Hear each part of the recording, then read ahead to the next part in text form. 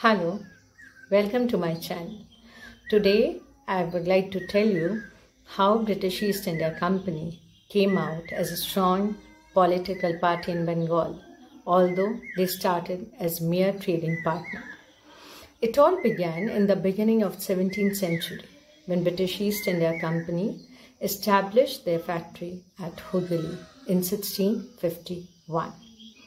Their factory included warehouses, offices, and residential quarters. Their trade was flourishing, but they stopped following the guidelines and rules laid to them. Aurangzeb was very furious to see that. He declared a war and defeated them. But later on, Aurangzeb allowed them import and export trade from Bengal, but with an annual payment. But unfortunately, after the death of Aurangzeb, the Mughal Empire became very weak, and the company got the chance to deepen its roots in Bengal.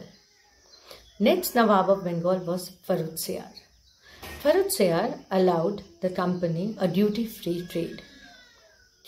But as usual, the officials of the company started private trade without paying the custom duty, which resulted in a huge loss of revenue for Bengal. This again created a conflict between the Nawabs and the company. After Farrukh Siyar came Alivardi Khan. There were three strong Mughal rulers after Farrukh Siyar. They were Alivardi Khan, Sirajud-Daulah, and Murshid Quli Khan. When Alivardi Khan became the Nawab of Bengal, because he was already seeing all these things, all these, calculations, all these activities of the British of not following the guidelines. So, to just keep a check on the British, Alivardi Khan put 3 to 4 conditions to be followed by the British if they wanted to trade with Bengal and from Bengal. Those conditions were: number 1, Britishers were not allowed to expand their fortifications. They forbid the company to mint coins. And Alivardi Khan was very strict that if the officials of the company would do private trade without paying the custom duty, the privilege of duty-free trade for the company will be abolished. And the company was supposed to pay a huge tribute for this trade concessions.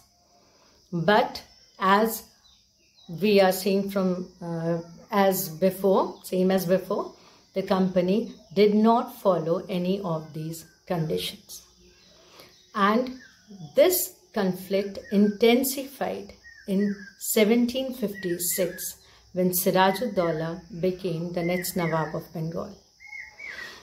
He was not ready to tolerate any such thing, and he was very furious to see that the company was trying to interfere in the affairs of Bengal, and a battle was inevitable between Sirajud-Daulah and the British East India Company. And that was the time when Robert Clive, he took charge of the company affairs in Bengal. When he entered Bengal, he wanted a puppet to be in his hand so that he could make that puppet the next Nawab of Bengal and get all the privileges. And he got one. Mir Jafar, who was the commander-in-chief of Sirajud-Daulah, joined hands with Robert Clive. When the battle took place between Sirajud-Daulah and the British East India Company, that battle was fought at Plassey, and it was named Battle of Plassey in 1757.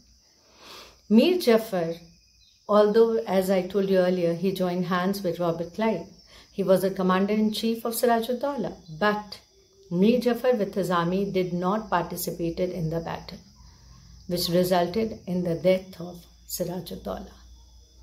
Thus, Mir Jafar was made the next Nawab of Bengal, who was mere puppet in the hands of the English East India Company. Thus, British came out as a strong political party in Bengal, although they started as mere trading partner. I hope you liked my video. I hope you like this information. Tomorrow I'll come with another topic of history. Thank you.